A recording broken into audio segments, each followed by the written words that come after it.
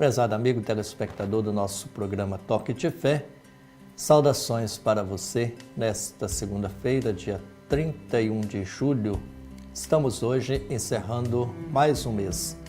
Veja como o tempo está passando rápido e por isso devemos procurar sempre louvar e agradecer a Deus pelo dom da vida. Hoje nós somos convidados a fazer um exame de consciência e perceber as maravilhas de Deus na nossa vida ao longo deste mês de julho. Já está terminando o período das férias, algumas pessoas ainda viajando, já retornando para suas casas para retomarem as suas atividades no próximo mês que se inicia, que já é o mês de agosto e que já está batendo as nossas portas. Por isso hoje louvando e agradecendo a Deus por mais um mês na presença do Senhor Jesus. E nesse dia 31 de julho, a igreja celebra a memória de Santo Inácio de Loyola. Inácio, enquanto se recuperava de um ferimento sofrido em batalha, dedicou-se à leitura da vida de Cristo e por ela foi profundamente cativado, a ponto de abandonar o serviço militar para servir o Senhor Jesus. E é o fundador da Companhia de Jesus dos Padres Jesuítas. Em seus exercícios espirituais, deixou aos seus confrades e a toda a igreja grande herança espiritual para o bem de todos. Eles são conhecidos como os retiros, as experiências de vida, de espiritualidade de Santo Inácio de Loyola. A liturgia da palavra para esta segunda-feira, do Evangelho de São Mateus, capítulo 13, versículo 31 ao 35. Mais uma vez, nós estamos diante das parábolas do reino apresentadas por Jesus. Neste capítulo 13 do Evangelho de São Mateus, nós estamos diante do terceiro discurso de Jesus, onde ele nos apresenta as parábolas do reino. E nos últimos 3 domingos, nós meditamos essas parábolas no Evangelho da Santa Missa. E ao longo dessa semana, nós retomamos em partes, cada dia da semana, uma parábola do Evangelho de São Mateus, do capítulo 13. Hoje, precisamente, Mateus 13, 31 ao 35, nós vamos ler: o reino dos céus é como um grão de mostarda que alguém pegou e semeou no seu campo. Vejam, mais uma vez Jesus recorre ao uso das parábolas definidas como história terrestre, possível de acontecer com um sentido eclesial e celestial. Em várias delas o mestre ora usa os verbos no passado, ora no presente, ora no futuro, mas em todos os casos com a mesma finalidade, que é falar ao fundo do nosso ser, alheios ao que ocorre na superfície da nossa vida ou no fluir dos acontecimentos que nos rodeiam. Dirigidas quer aos eruditos, quer aos ignorantes, quer aos modernos, quer aos antiquados. As parábolas desafiam a ordem estabelecida, as estruturas sociais e os sistemas de contravalores. Elas desmascaram a vida injusta cotidiana. Por isso as parábolas são um espelho e através delas o ouvinte vê a si próprio como é e não como pretende ser. As parábolas forçam o ouvinte a reavaliar as pautas do próprio comportamento, do próprio pensamento e das suas emoções. Sacodem-nos, introduz-nos a reformar-nos e a renovar-nos. Tiram-nos do engano a respeito de nós mesmos e da falta de verdadeiros propósitos. Dizem-nos o que deve ser e o que não se deve aceitar. Manifestam a finalidade definitiva do reino de Deus, que é bondade e amor, e como tal, resposta para todos os conflitos humanos. Hoje, Mateus nos apresenta 2 parábolas que fazem parte do conjunto de 7 presentes no capítulo 13 de seu Evangelho. A intenção fundamental de Jesus é salientar a presença, pouco percebida, do reino de Deus neste mundo, porém real, efetiva e em processo de crescimento. O grão de mostarda semeado e o fermento na massa são expressões do reino de Deus, realmente presentes no mundo, na sua dimensão de humildade e simplicidade, não como afirmação de poder, como ostentações de construções rituais ou roupagens, mas pela transformação dos corações e das realizações pessoais, no amor e na justiça, fundamentos do mundo novo querido pelo Pai. Jesus nos desperta para percebermos a presença do reino nas multidões dos filhos de Deus, empobrecidos e excluídos, nas suas adversidades e privações, mas também em suas alegrias e esperanças, onde o amor, como um fermento na massa, está presente. Fazendo um resumo, diríamos que as duas parábolas são elaboradas a partir de imagens do ambiente familiar. Um homem em seu campo e uma mulher em sua casa preparando o pão. Na primeira parábola, são relativizadas as esperanças messiânicas de Israel, como poderoso centro das nações, tornando-se como referência o pequeno grão de mostarda semeado por um camponês. E na segunda parábola, com a mulher que coloca o discreto fermento na massa de farinha, levedando-a, temos o fermento do amor, que se diferencia do fermento da hipocrisia dos fariseus, sobre o qual Jesus adverte profundamente os seus discípulos e a cada um de nós. Quero desejar para você um bom descanso nesta segunda-feira, na presença do Senhor Jesus, e que esse toque de fé pela Palavra de Deus possa ser um sinal da manifestação do amor do Pai e da misericórdia de Deus em sua vida. Paz e bem para você. Nós voltamos amanhã, neste mesmo horário, se Deus quiser, com mais um programa Toque de Fé. Fique com Deus.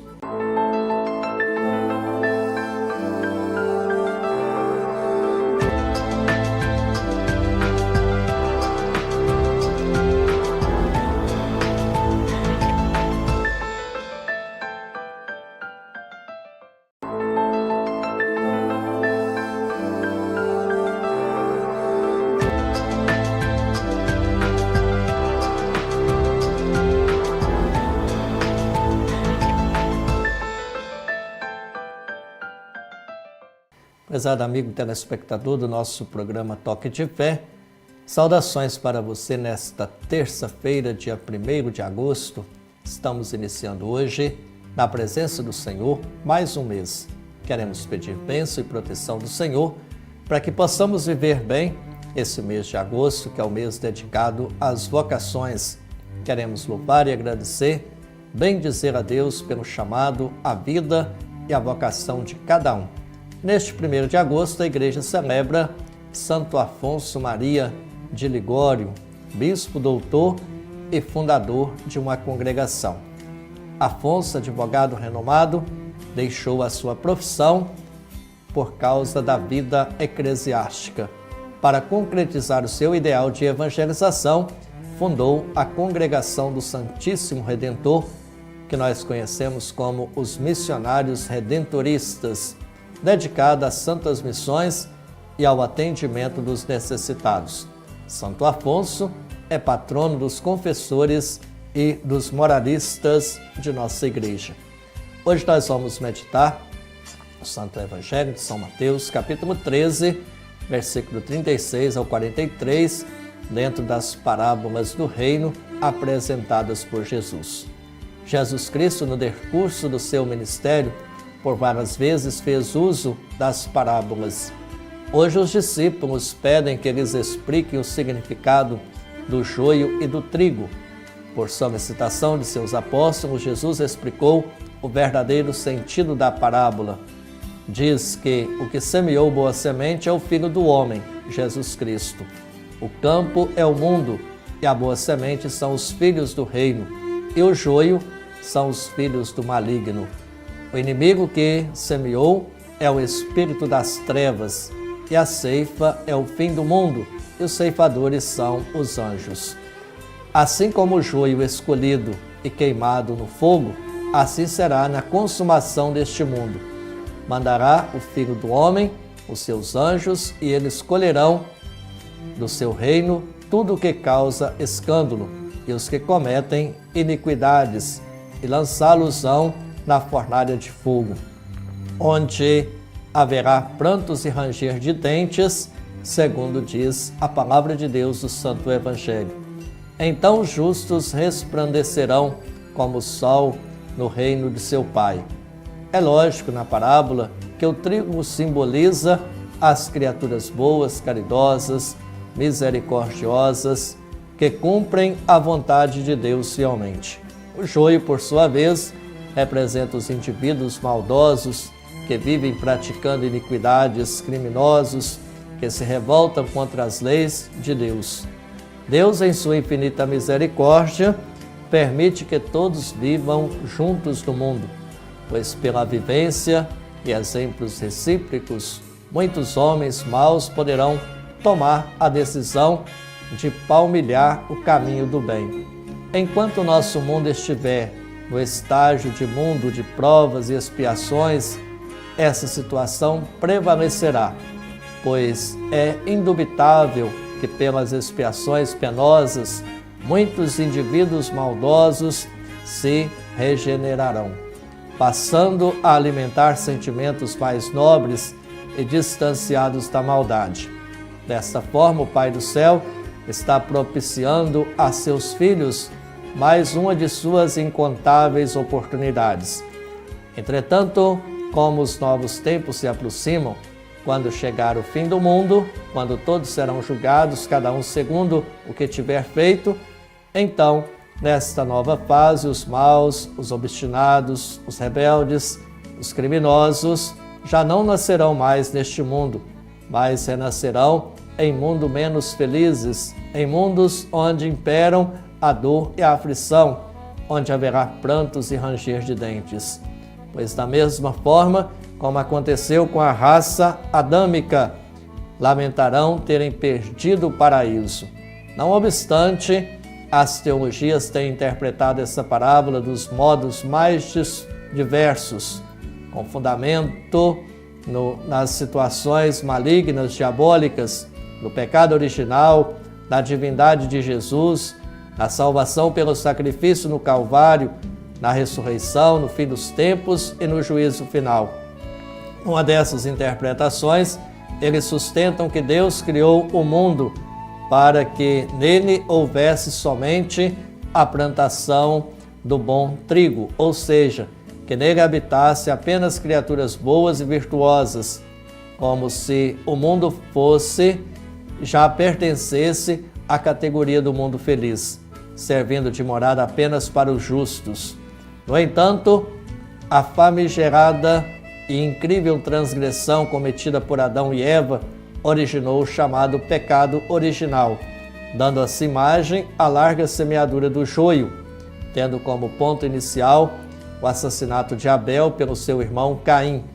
O mundo, que deveria ser um eterno paraíso, onde apenas reinasse o bem, passou também a servir para a proliferação do mal, dos genocídios, dos estupros, dos sequestros e dos desregramentos de todos as matizes, tornando-se assim um campo fértil para a germinação do joio. Portanto, peçamos ao Pai do Céu discernimento para convivermos bem com esta realidade do trigo e do joio e sermos sábios o suficiente para fazermos boas escolhas em nossas vidas todos os dias. Desejo para você muita paz, muita alegria e esperança, um descanso alegre e feliz nesta noite de terça-feira. E nós voltamos amanhã, neste mesmo horário, para mais um programa Toque de Fé. Fique com Deus.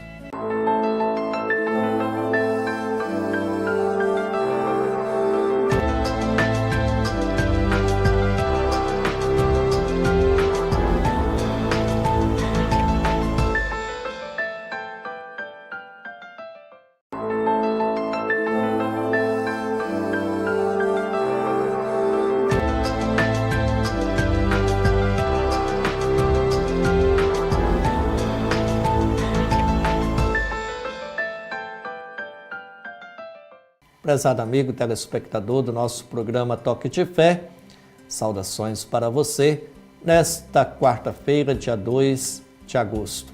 Cheios de alegria, estamos aqui para o encontro com o Senhor, cujo brilho resplandece em nosso rosto e nos impele a priorizar, acima de tudo, o reino dos céus. Portanto, um pequeno toque de fé para a sua vida neste momento do nosso programa. Meditando hoje o Evangelho de São Mateus, capítulo 13, versículos 44 ao 46, onde nos são apresentados a parábola do tesouro escondido no campo e da pérola preciosa, que nós meditamos no último domingo. Quem encontra o Cristo, encontra o sentido para a sua vida. Encontre este tesouro precioso que se chama Jesus. Ele dará o sentido, o sabor, o valor e o gosto que sua vida tanto precisa e merece. O reino dos céus é também como um comprador que procura pérolas preciosas. Quando encontra uma pérola de grande valor, ele vai, vende todos os seus bens e compra aquela pérola.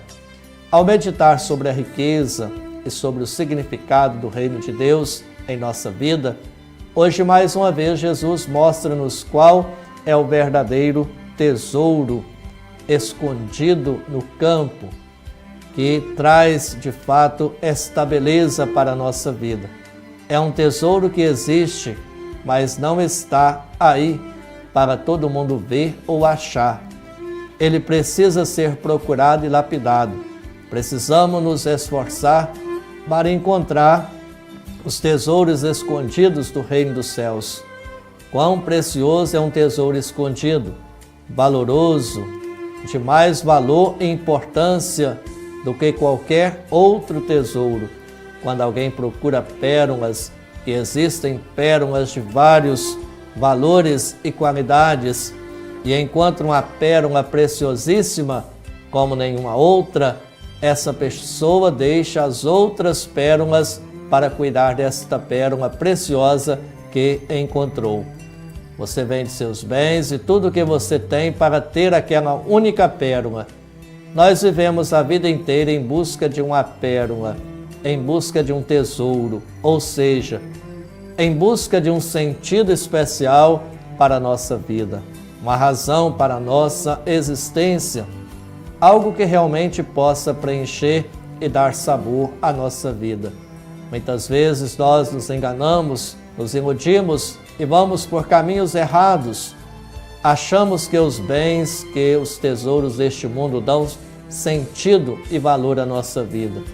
Outras vezes paramos em pessoas e em situações e não descobrimos o tesouro essencial e verdadeiro de nossa vida.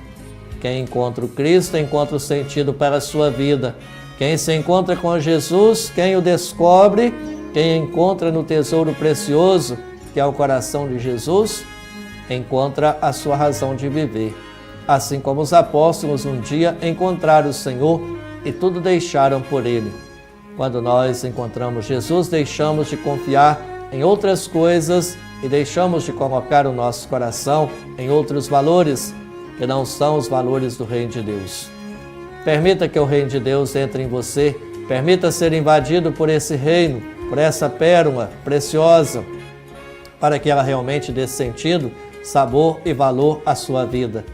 A alegria que toma conta de um coração que se despoja por Deus, a alegria que toma conta de um homem e de uma mulher que fazem de Jesus seu próprio e único tesouro.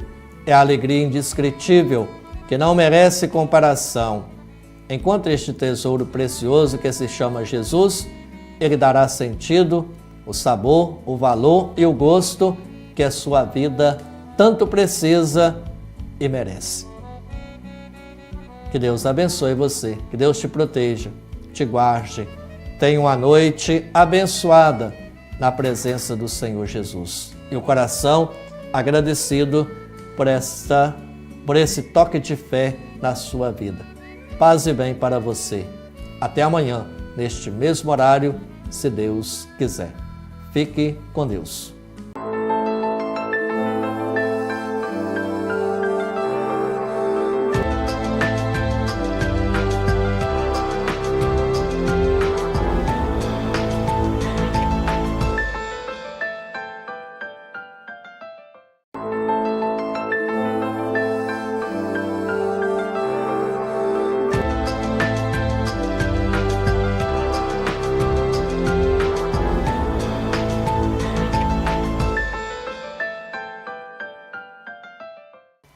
Prezado amigo telespectador do nosso programa Toque de Fé, saudações para você nesta quinta-feira, dia 3 de agosto. Estamos aqui novamente para deixar para você uma pequena palavra, um despertar de fé, um toque especial de Deus para a sua vida. Vejam bem, a bondade do Senhor se manifesta todas as vezes que nos reunimos para rezar, para pedir a ternura da presença de Deus em nossa vida. Por isso, na celebração, nós aprendemos com Jesus a tirar coisas novas e velhas do tesouro do seu reino que está presente na nossa vida. E hoje nós continuamos no Evangelho de São Mateus, as parábolas do reino, capítulo 13, versículo 47 ao 53. Com esta parábola da rede lançada ao mar, Mateus encerra sua coletânea de parábolas apresentadas como um discurso de Jesus. Há bastante semelhança com a explicação da parábola do trigo e do joio. Esta curta parábola da rede refere-se ao juízo final, conforme a breve explicação que a segue. Os pescadores que separam os bons dos maus certamente não são os evangelizadores, mas os anjos no fim do mundo, sob o critério de Deus. Assim será no fim do mundo. Os anjos virão separar os maus do meio dos justos e os lançarão na fornalha, onde haverá choro e ranger de dentes. Para aqueles e aquelas que afirmam que o inferno é aqui mesmo, aí está a afirmação de Jesus. Ele existe. E se somos cristãos, temos de acreditar nas palavras de Jesus e procurar seguir os seus ensinamentos. E tudo isso não foi inventado pela igreja, como alguns pensam. É o próprio Jesus que nos anuncia. E a vida eterna, ou seja, reino dos céus, é semelhante ainda a uma rede que, jogada ao mar, recolhe peixes de toda espécie. Quando está cheia, os pescadores puxam-na para fora da praia, sentam-se e separam nos cestos o que é bom e joga fora os que não prestam. Nosso futuro está sendo traçado nos passos que estamos dando agora. Ou seja, o que acontecerá naquele dia do juízo final depende do que estamos fazendo ou deixando de fazer nesse instante e nos instantes seguintes da nossa vida. Será muito bom para a nossa vida se fizermos parte daqueles considerados bons. Por isso, vamos fazer o possível e o impossível para não sermos jogados fora, porque assim será no fim do mundo. Os anjos virão separar os maus do meio dos justos. Reparou que esta parábola é bem parecida com a explicação da parábola do trigo e do joio? Trata-se, portanto, de uma parábola do gênero escatológico, apocalíptico, do judaísmo no tempo de Jesus. É exclusiva do autor deste evangelho e a expressão choro e ranger de dentes é a referência direta ao inferno. A referência final ao escriba pode ser uma alta apresentação do evangelista, como sendo este escriba que se tornou discípulo merecedor da vida eterna, ou seja, do reino de Deus. No reino de Deus, como diz Jesus, as coisas velhas se confundem com as novas e só um perito espiritual poderá nos ajudar a fazer o discernimento. Dentro de nós há o velho e o novo, o bom e o ruim. O reino de Deus requer de nós paciência, a fim de que gradualmente possamos deixar com que o Senhor nos transforme no modelo que Ele projetou para nós. Precisamos então ter consciência de que antes que chegue o fim dos tempos, nós poderemos nos deixar esclarecer pelo Espírito que há em cada um de nós. Paz e bem para você, alegria, bom descanso nessa noite de quinta-feira. Nós voltamos amanhã, neste mesmo horário, se Deus quiser. Fique com Deus, com a bênção e a proteção do Senhor, em nome do Pai, do Filho e do Espírito Santo. Amém.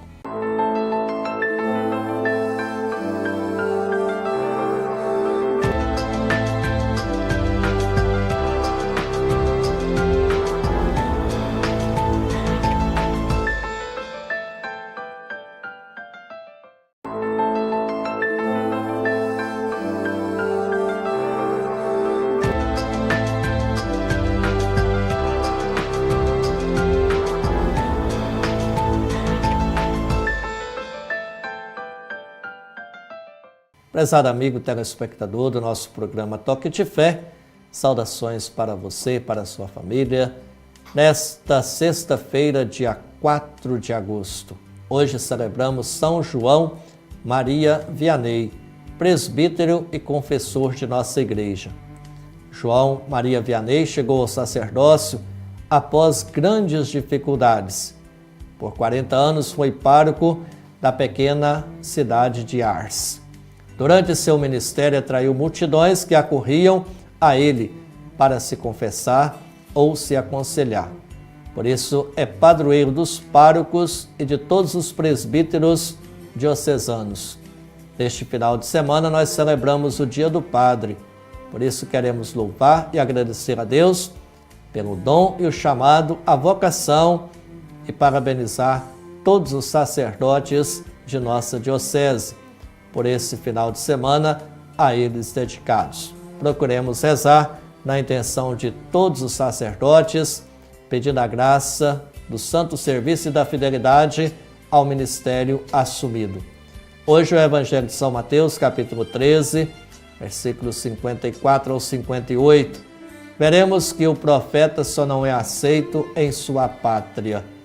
Os conterrâneos de Jesus o tinham visto partir como filho de carpinteiro e agora o reencontram como mestre, rodeado de discípulos. É uma novidade que interpretam somente como vantagem social. Isso os impede de acolherem a palavra de Deus e a explicação das Escrituras e a sua revelação como ungido de Deus.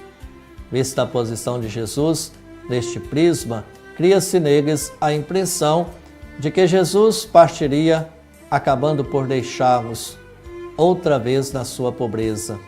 A sabedoria de Jesus deixou intrigada a população de Nazaré, onde ele vivera desde a infância, de onde lhe vinham tanta sabedoria e o poder de fazer milagres. Não era possível que o filho de um carpinteiro bem conhecido no povoado manifestasse uma sabedoria maior que a dos grandes mestres da lei.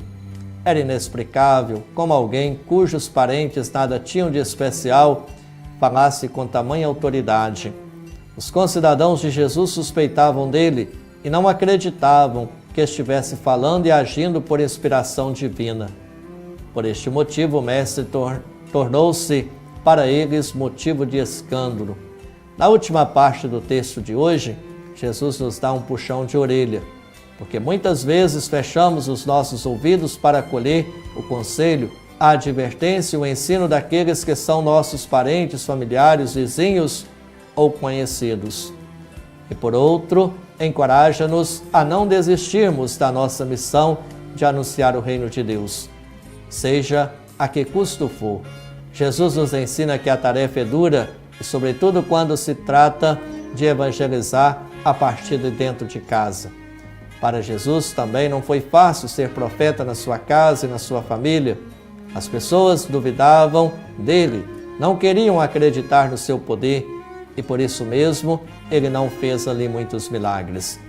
A experiência de rejeição não chegou a desanimar Jesus em nenhum momento de sua vida. Ele se deu conta de estar vivendo uma situação semelhante à dos antigos profetas de Israel. Nenhum deles foi aceito e reconhecido pelo povo ao qual tinha sido enviados. Antes, todos foram desprezados e humilhados, quando não assassinados de maneira perversa e desumana. Jesus não perdeu tempo com quem se obstinava em não o aceitar. Por isso não realizou em Nazaré muitos milagres. Seria perda de tempo, acarretaria ainda mais maledicência. Acirraria os ânimos do povo. Por isso seguiu em frente, buscando quem estivesse aberto para deixar-se tocar por sua mensagem.